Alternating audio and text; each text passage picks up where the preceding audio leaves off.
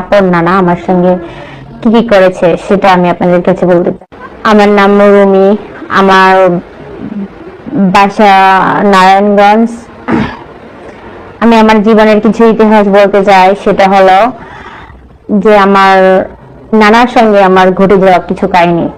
আমি কষ্টটা আর চেপে রাখতে পারছি না। আমরা দু ভাই বোন, মা বাবা সবাই আছে।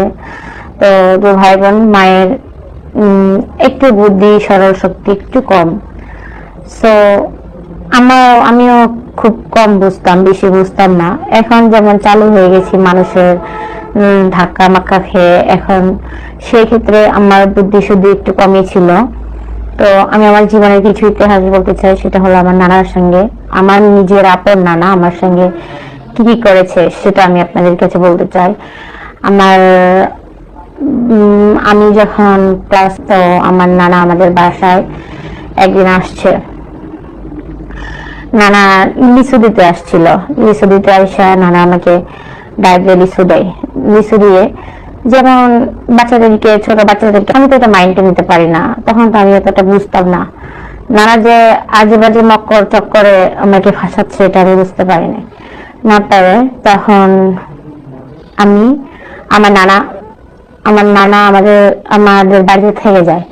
থাকার পরে আজকে আমার নানা এরকম, আজকে আমাকে এটার বাহানা দেয়, কাউকে ওইটার বাহানা দেয়, আমিও বুঝি না। আমার মা মাথার সরল শক্তি একটু কম, মা অতটা গুরুত্ব দেয় না। ভাইটাও বেশি জানা, ছোট, আমি বড়।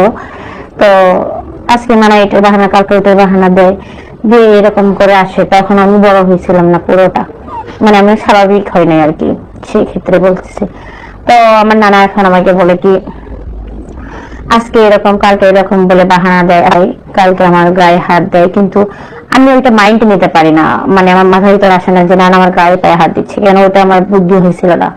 তখন আমি জামা কাপড়ও ঠিক করে পরতাম না, তখনকার ঘটনা ছিল এটা। তো আমি আমি যখন নানা আসলো আমার বাসায়, তো জামা কাপড় আছে যে আমার নানা এই যে প্রথমে গায়ে হাত দিচ্ছে, তখন তো বুঝি না, তারপরে গায়ে হাত দিচ্ছিল, বুঝতে পারছিলাম। তো বুঝতে পারছিলাম, আমারও একটু ভালো লাগতেছিল। তখন সবকিছু আমিও বুঝতে পারি নাই যে এটা নানার সঙ্গে এটা করা যাবে না, কিংবা এটা হয় না। আমি বাবাকেও বলি না, না বলে থাকতাম। তখন নানা আমাকে আজকাল তোমার পায়ে হাত দেওয়া, এরপর আমাকে জড়িয়ে ধরা, আমিও আলাদা আলাদা ফিলিংস মানে তৈরি করতাম, আলাদা আলাদা ফিলিংস ছিলাম। নানাকেও কিছু বলতে পারতাম না, না বলতে পারার জন্য নানা আমার সঙ্গে থাকে। আমি শুধু আমার সঙ্গে নানার মানে ওইটা হয় না আর কি, তাছাড়া সবকিছু হচ্ছিল। হতে হতে আমি যখন মানে আমার প্রাপ্ত, তখন আমার নানা আবার আমার বাসায় আসে। রাতের বেলা আমাকে নানা ডাক দিয়ে বলে এখানে শোনো।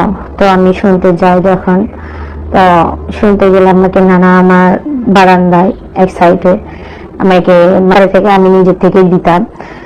তো তখন বুঝতাম না দেখে দিতাম না, এখন বুঝে দেখে তখন দিয়ে দিচ্ছিলাম। তখন নানা হামেশা আসতে যাইতো। আর আমার মা তো মাইন্ড করার মতো না, মায়ের তো অতটা বুদ্ধি শুদ্ধি নাই। তো বাবাও কিছু বলতো না, বাবাও কিছু জানতো না। আর নানা নাতি মেয়েটা তো কেউ মাইন্ড নিতে পারে না। তখন নানা আমার সাথে থাকতো, আমি নানার সাথে থাকতাম, খাইতাম একসাথে। নানা আমাকে তুলে তুলে খাওয়াইতো, স্কুলে ছাড়তো। এরকম করতে করতে 4-5 পর্যন্ত আমি পার করে গেলাম। তারপরে 4-5 পর্যন্ত পার করে দিয়ে একদিন আমার বলতেছি যে নানা আমার এরকম সমস্যা হয়েছে। তো নানা বললো যে এটা হয়ে গেছে, সমস্যা নেই, এটা সবারই হয়, তো তোর হয়েছে, সমস্যা নেই, তো যা। তো আমারও হয়েছে। তখন নানা বলে তুই এখন বড় হয়ে গেছিস, এখন তোর সাথে এগুলো করলে পারা তুই অনেক মজা পাবি। তো আমি বলি ঠিক আছে। আমিও মজা নেওয়ার জন্য নানার সাথে বেশি বেশি মিশতাম, বেশি শুয়ে করতাম। কেন আমার মাথার ভিতরে তো ওগুলো নানা চলিয়ে দিচ্ছে, আমি তো এটা বুঝতাম না। তখন একদিন নানা আমাদের বাসায় আসছে, আসার পরে একদিন নানা আমার বাসায় আসার পরে আমার সাথে এগুলো কাজ করতে লাগছে। আমিও তখন ফুল মাতায় ছিলাম, মানে আমিও ফুল। তো আমিও চাচ্ছিলাম নানা আমার সাথে এরকম কিছু একটা করুক। তো নানা যখন আমার সাথে এরকম কিছু একটা করে নানা মানে নানা চলে যায়, আমিও থাকি। তারপরে 2-3 মাস যাওয়ার পরে নানা আমার একটু করে মাথা ঘুরায়, আজকে আমার মাথা ঘুরায়, কালকে আমার মাথা ঘুরায় পড়ছিল। তো আমার মা আমাকে বলতেছিল যে কেন তো আমি আমি তখন তো বুঝতাম না যে ভাই কেমন কিছু। তখন আমি ভাবতাম, আমি বলছিলাম নানা কি মা আমি জানি না এমনি মাথা ঘোরাচ্ছে। তো নানাকে বললাম নানা এরকম আমার মাথা ঘোরাচ্ছে। তো নানা কাছে এমনিতেই শরীর দুর্বল হয়তো সেই জন্য নানা একটা ভিটামিন এনে দিল, সেটা আমি খাইলাম, খেয়ে থাকলাম। থাকার পরে আবারও নানা আমাকে আবারও আমার সাথে এরকম কিছু করলো একদিন এসা করার পর আমি বললাম যে নানা আমার বমি হয়, মাথা ঘোরায়। তখন আমার 3 মাস হয়ে গেল। তখন নানা বলতেছে যে তোকে ডাক্তারের কাছে নিই, ডাক্তারে কি বলে সেটা দেখি। তখন ডাক্তারের কাছে যখন নিল, আমি ডাক্তারের কাছে গেলাম, যাওয়ার পর ডাক্তার বললো যে আমি নাকি এখন নানাকে বলতেছি নানা মজা তো নিয়ে নিছো, আমিও নিছি, এখন কি করব মানুষ যদি জানতে পারে। তো আস্তে আস্তে আমার পেটটা ফুলে গেল, আস্তে আস্তে পেটটা ফুলে যাচ্ছিল। তখন নানা বলতেছিল যে এখন তো তুই এরকম। তখন নানা বললো ঠিক আছে তুই বাসায় যা, আমি তোকে পরে বলবো নি। তো আমি বাসায় গেলাম, যাওয়ার পরে নানা বলতেছে যে বাসায় গেলাম। তখন আমার মা জিজ্ঞেস করলো তুই কোথায় গিয়েছিলি।